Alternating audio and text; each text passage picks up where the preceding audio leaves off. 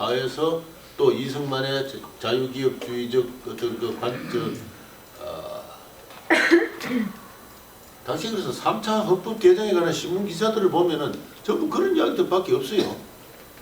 뭐 대통령 중임 이런 건 사실 별로 중요한 문제가 아니었는데 헌법 제일 마지막에 부록항에 그 한 줄 들어가는데 후대에는 그것만 기억하고 있죠. 실제로는 이 제3차 개헌은 경제 체제를 뜯어고치는데 중요한 큰 의미를 갖습니다.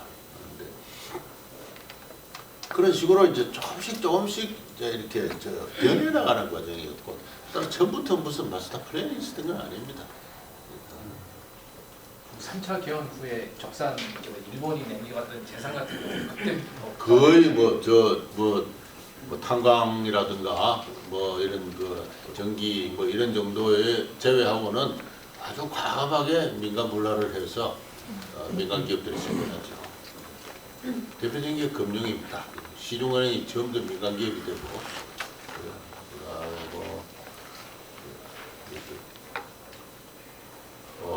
그런 국가자본주의적 특질을 갖고 출발한 나라가 이승만의 시대를 거치면서 자유기업주의적으로 이렇게 턴오버 서슬 이렇게 전향을 하고 있었다. 거기에는 이승만의 그 경제 철학도 미국의 압력과 함께 작용해 갔을 것이다. 그렇게 생각하고, 누가 체계적인 어드바이저가 있었던 것 같지는 않습니다. 근데요, 미국 같은 경우도 보면은 하딩 대통령, 그다음에 클러지, 그다음에 그 밑에 있는 이제 후보, 그리고 루즈벨트 같은 경우는 대공황 상태를 보면은 거의 국가자본주의까지는 아니더라도 거의 국가가 다 관리를 하거든요. 네. 그 교수님 말씀하신 것처럼 타격을 공격을 해라 하지는 않아도 공황이 일어나는데도 불구하고 임금을 올리라고 했었어요. 후보 대통령이. 그리고 해리포드 같은 경우는 좋다고 그러고.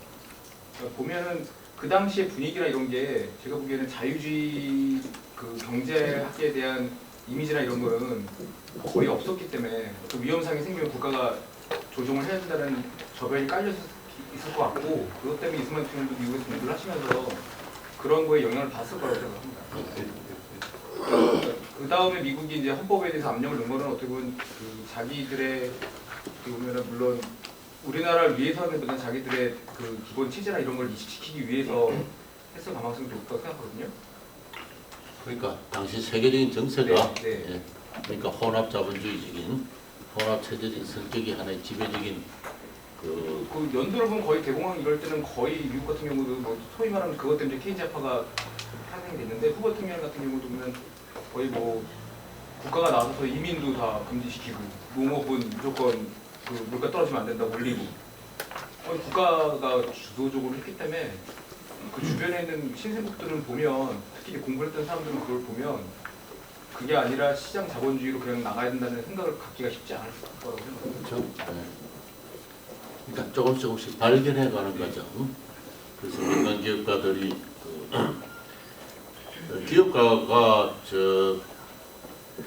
해방 이후에 한국의 기업가가 공장이 한 4,000개 정도밖에 불과했어요. 그나마 6.25 전쟁 때 부서져가지고 55년 정도 되면 한 2,000몇 개밖에 안 됩니다.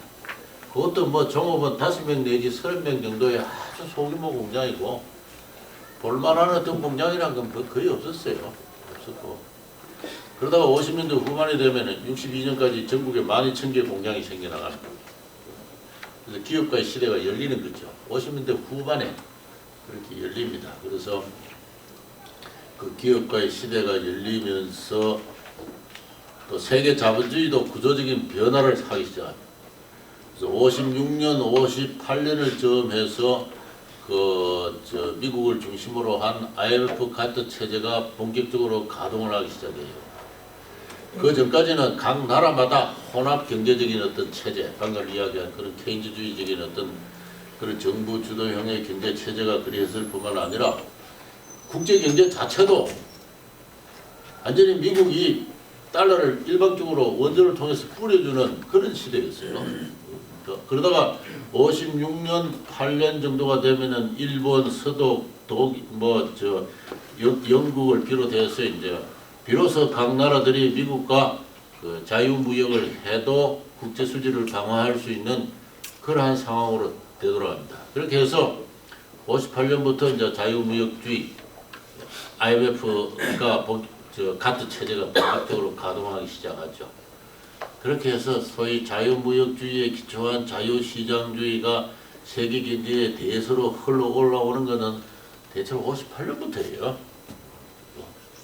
그러니까 미국도 58년부터 대정책적인 전환을 하면서 한국 정부에 대해 통보를 합니다. 58년 이후부터는 원조가 줄어드니까 대비를 하라. 그렇게 해서 자유기업주의와 자유무역을 중심으로 한 경제개발 체제를 갖추라고 계속 충고를 합니다. 충고를 하는데 이승만 대통령은 이미 너무 늙었어요. 너무 늙고 국내의 정치적 갈등이 너무 심했기 때문에 그게 대응할 만한 그런 여유가 없었고 그런 새로운 변화하는 세계 경제에 대응을 하면서 이제 한국 경제를 고도 성장으로 이끄는 것은 그 박정희 시대가 되었었다 이렇게 이야기할 수 있습니다. 그리고 아까 그 포스코 부분에 대해서 저도 좀 궁금하던 부분이거든요. 그러니까 저는 이제 개인적으로 포스코 그 박태준 회장에 대한 기록을 굉장히 많이 이제 읽고 찾고 해서 제가 또 책까지 만들었었고 했는데 박태준 회장 팬이죠. 네. 네. 윤 원장이 박태준 팬이잖아요. 네, 그래서 정리해서 가족도 만나고 기록도 드리고 부채도 그려드리고 했는데요. 그러니까 저도 굉장히 궁금했거든요. 그러니까 무대뽀로 그러니까 거기서는 이제 과장일 수도 있는데 제철소를 본 적도 없는 사람들이 물론 많았고 사실이지만 일본에 가서 그려와서 했다는 거 약간 좀 그러지 않아도 저는 또 궁금했던 부분입니다. 그러니까 교수님께서 아까 말씀하셨듯이 이제 아까 여기 보면은 우리나라 포화에 도달해서 베트남 수출까지 하려고 했다. 근데 요거에 대한 그러니까 그런 분들이 그러니까 포스코 그 기록이 그러니까 박태준 회장의 기록을 보면 자기 밑에 그 대한중성에 있던 인재들을 와서 자기가 이렇게 가르치고 해서 했다라고 하셨는데 교수님께서 알고 계신 그 인천제강이라든가 이런 쪽에서 그런 인재들은 어떤 첫 번째는 그런 인재들이 그 포스코라든가 이런 그러니까 제철에서 어떤 분야에서 일을 역할을 했고 또 하나는 요거에 대한 자료를 뭐 혹시 아는 저는 아직 연구가 없어요. 그런데 예. 그걸 내가 여기 지금 그 김재관 씨가 그 사본부에 나중에 차관까지 하신 중공업 초안 중국차 그분이 포철 건설에 무슨 좀 관계를 합니까? 그 설계를 했는데요. 이제 포항제철을 질 때 제일 중요했던 게 뭐냐면은 그 전에 우리가 그 키사라고 해서 제철 차관단을 만들어서 미국, 영국, 독일, 이탈리아 등 6개국이 연합을 해서 60만 톤짜리를 만들어주겠다. 그래서 자기네들이 이제 설계도를 가지고 왔어요. 그런데 이거를 미국에 있는 은행들이 이거는 현실성이 없다라고 해서 그 차관을 안 줬기 때문에 이게 무산이 됐는데요. 그 당시에 이제 김재관 씨가 박정희 대통령의 우수인재 유치 프로그램에 의해서 한국으로 와서 키스트에 근무를 했습니다. 그때 이제 그 키사 안을 보니까 이거 완전히 엉터리더라는 거예요. 근데 우리는 이게 엉터리라는 거를 알 수 있는 사람들이 그다지 많지 않았는데 김재관 박사를 비롯한 그때 이제 이승만 대통령의 국비 유학을 통해서 이제 그 김재관 박사를 비롯한 20명이 아연 공대에 가서 기계공학을 전공하고 철강을 전공을 합니다. 이분들이 보니까 이 키사가 만든 60만 톤짜리 안은 자기네들의 그 올드 그 아주 오래된 그 도철 같은 설비를 처분하기 위해서 만드는 안이더라는 거예요. 그래서 이래가지고는 안 되겠다. 만약에 우리가 이거를 시작을 하면은 우리가 설계를 해야 된다. 그래가지고 김재관 박사를 비롯한 그때 이제 국비유학에 가까운 분들이 103만 톤짜리 설계 작업을 참여합니다.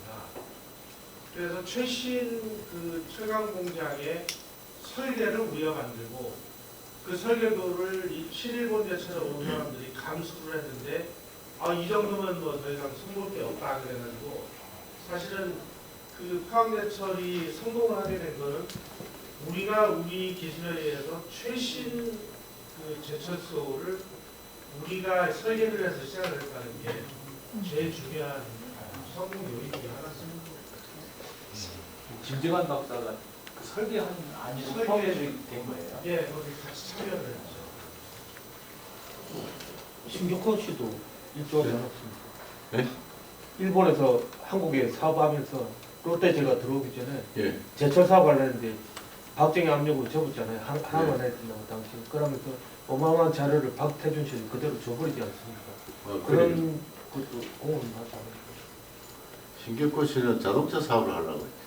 아니, 원래는 처음 제철 사업을 예, 하려고 원래 했어요. 예. 처음 들어올 때. 박정희 대통령은 민족주의자가 돼가지고 제일교포한테 그런 그 중요한 사업을 안 맡기려고 그랬어요. 당신은 과자나 팔아라.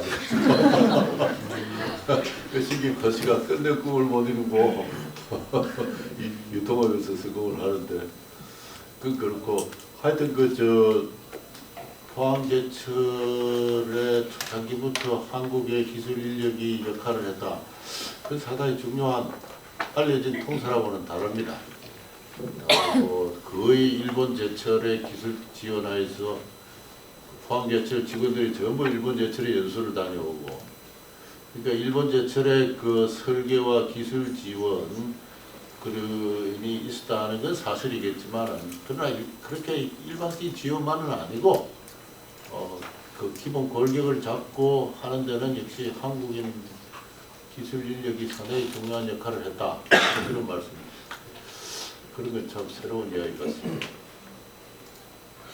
그리고 이게 왼쪽에 있는 사람들이 잘 얘기하는 게